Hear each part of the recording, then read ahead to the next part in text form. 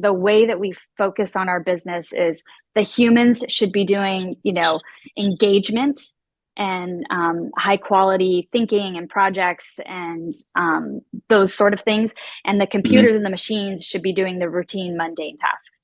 Hello, everyone. It's Sean from Thrive with another episode of the Power Up, where I meet with successful small business owners and operators to learn about their business strategy so you can take their insights and level up your own business. Once your business is ready to expand, knowing where to start can be overwhelming. Our guests have some creative solutions for how they've tackled tricky problems and turned them into growth opportunities.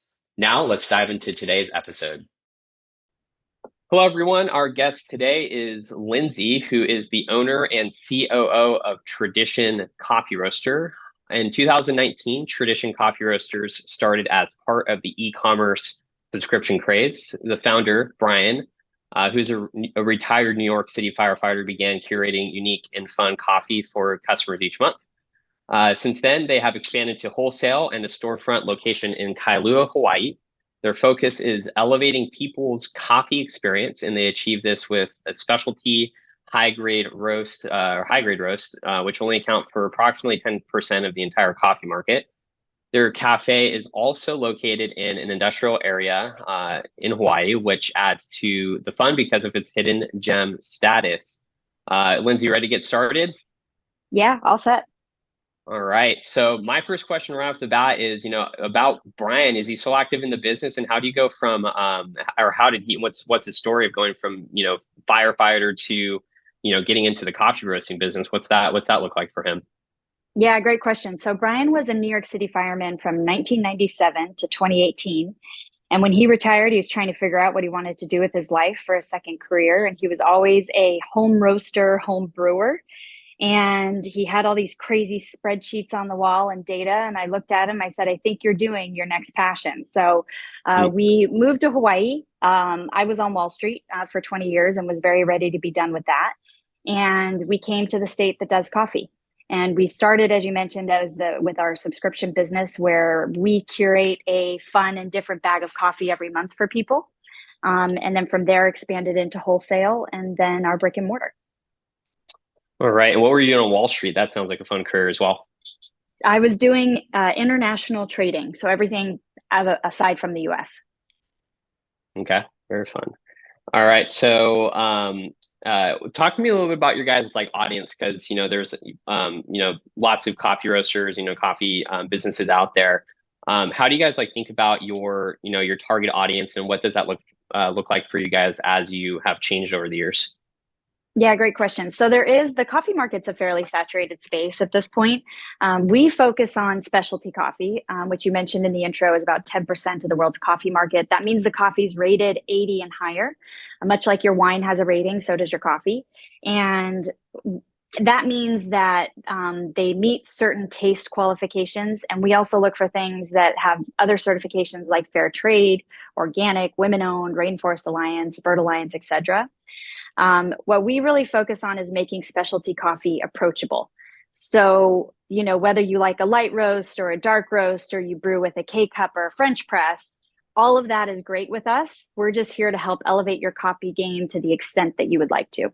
And if your palate loves a dark roast, so do we. It's great. As long as that dark roast is good and it's quality, then we will help you make that coffee cup taste even better. Got it. What's your personal favorite way of brewing a cup of coffee? It varies.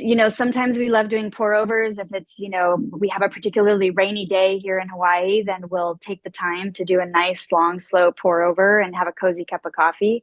Sometimes it can get super hot in July and August. And so we're going Hmm. more for our, cold brew or nitro or, iced, latte on that side. So we're really mood dependent on how we serve it. Yeah, that's wonderful. I think you dug into it briefly, but I want to go back to it for a second. So you said to meet the definition of a specialty coffee, the coffee itself has to meet a score of 80 or higher. Mhm. Dig into like how, because I have no idea how that score is created. Talk to me a little bit about that. Yeah, sure. So that's one of the things we focus on in the shop. We do a lot of education around coffee. So we'll teach people this exact concept. So Coffee gets scored on things like acidity, which is brightness in coffee, not acid reflux. We don't want high scores in that. So it's a brightness in coffee, sweetness, body, flavor, aroma, uniformity. Those are some of the categories that we get graded on. In the coffee world, we have what's called a Q grader, quality grader. That's akin to like a sommelier of coffee.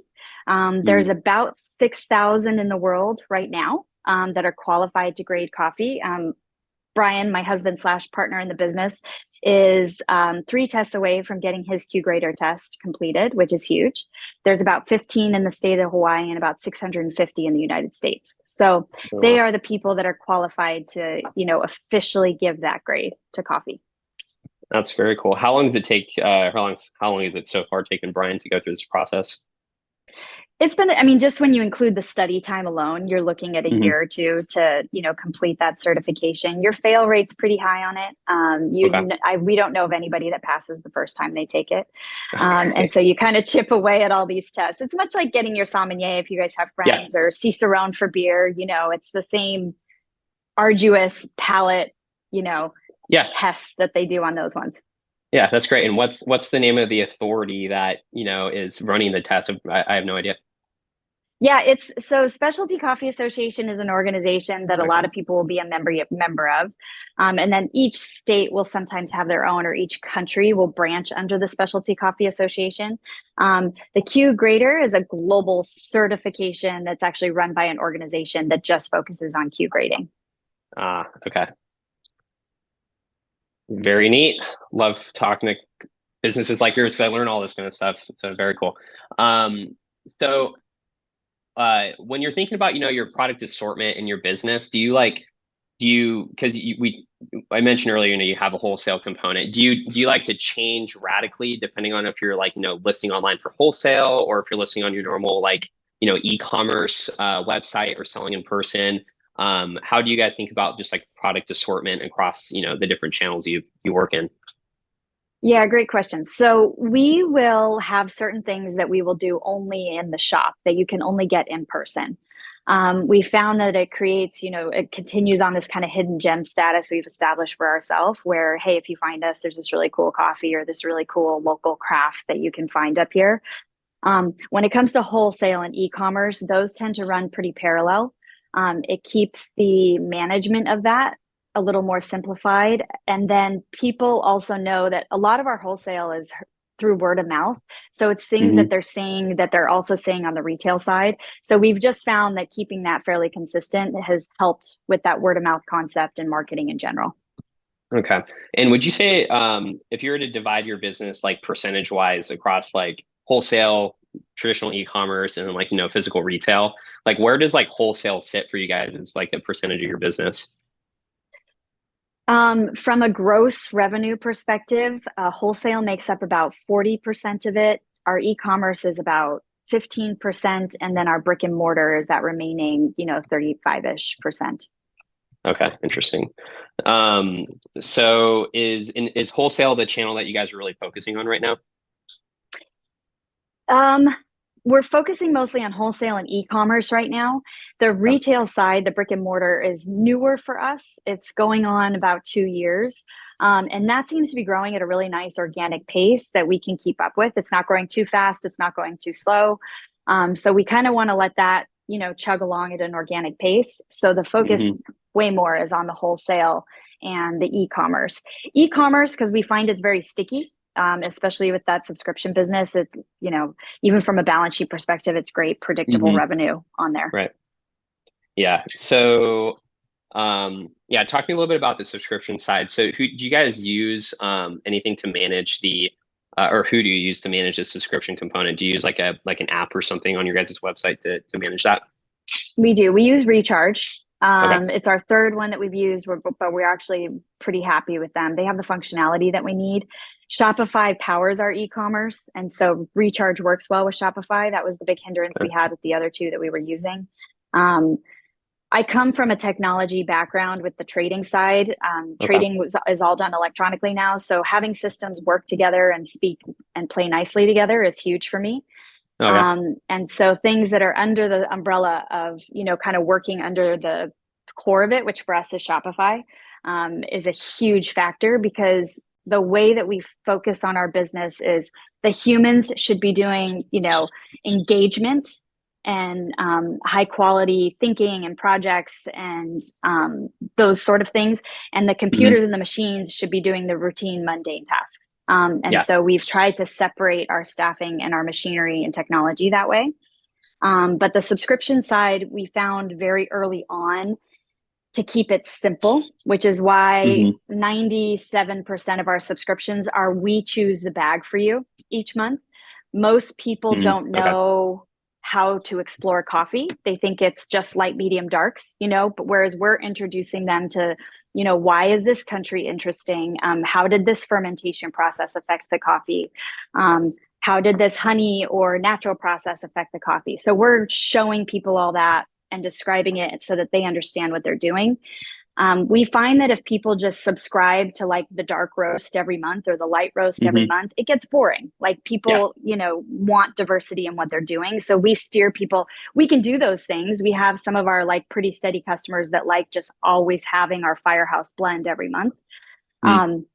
But most people have really stuck with the subscription where we're curating it for them and taking them more on a coffee journey. Yeah. Do you charge more for that? No, it's the same. So it's the same across the board. So our subscription is $24 a month, which includes shipping for one bag of coffee. And 80% of what we do is going to the mainland. It's not so much here on Hawaii. But we'll retail that coffee bag usually at a higher price. So usually the coffees that we're giving to our subscription are retailing for between $27 and $32 because they're usually micro lots, small batch, cool processing, like something different and unique about it. Okay. Interesting. How do you, so we have, I work with businesses that are, standard issue, e-commerce, single purchase kind of thing. How do you guys think about taking like a single purchase customer and converting them to a subscription customer? Do you have any sort of like strategy for that?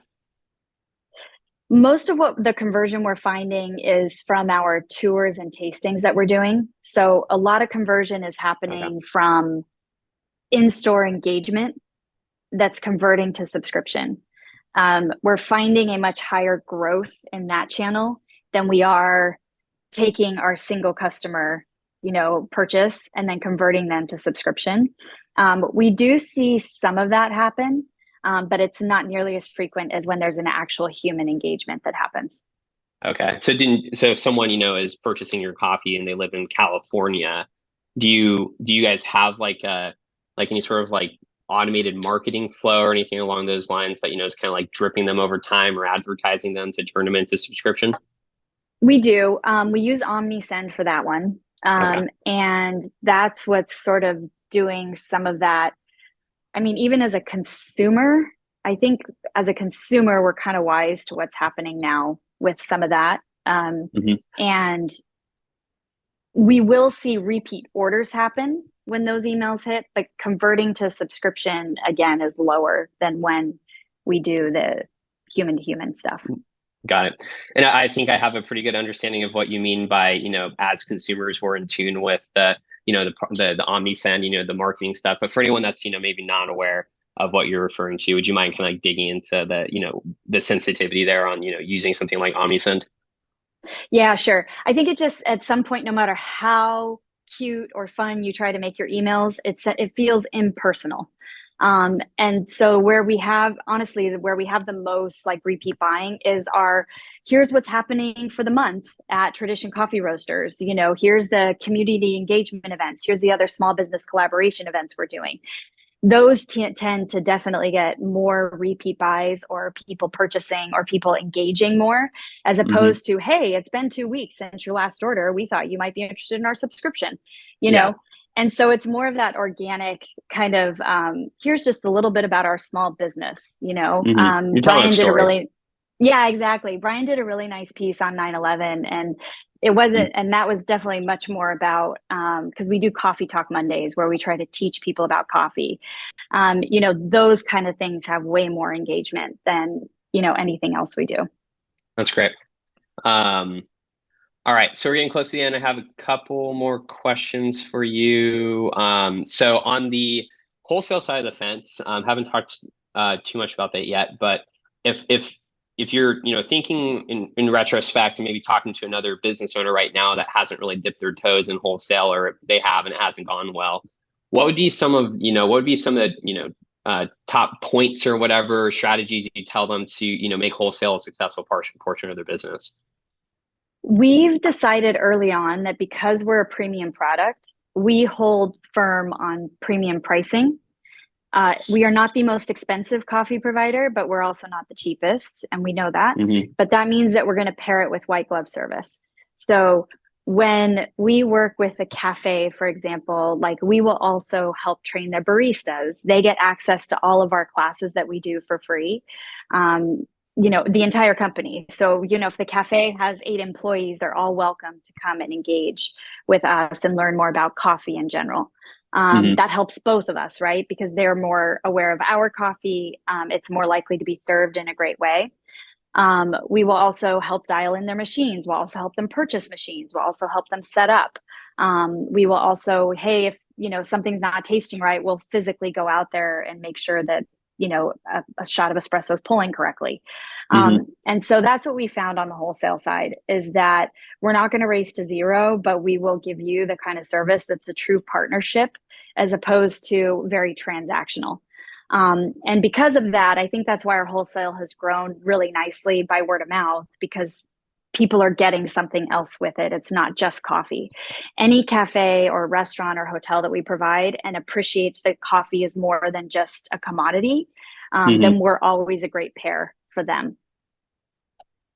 That's great. So the way I'm summarizing it is, what you guys really focus on is trying to increase the value associated with the dollar, as opposed to, dropping the price of the dollar itself. So you're trying to just, increase the value and the services you offer, as opposed to just, decreasing the price of the actual coffee you're selling. Does that sound somewhat Yeah, accurate? 100%. So in fact, our email that we send when somebody first engages says that we're not we're not going to be your highest price. We're not your lowest price, but we are your highest value, That's great. and that's exactly what we do.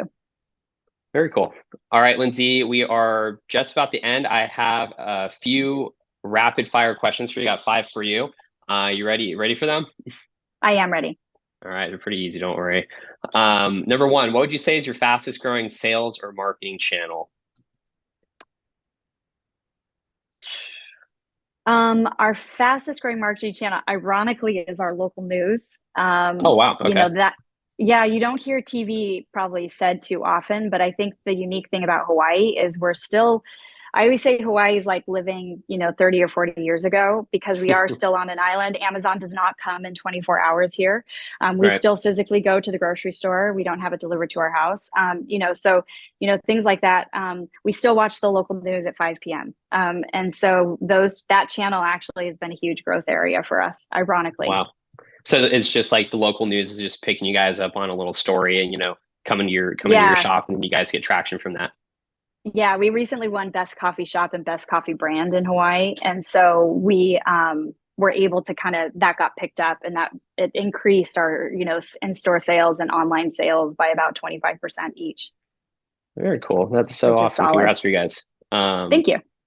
Yeah. So number two, what would you say is your favorite resource? It can be like a blog or a YouTube channel or a book or whatever, to grow your skills, or your business. We have a program here in Hawaii called HTDC, and they are basically there to help industrial type businesses grow.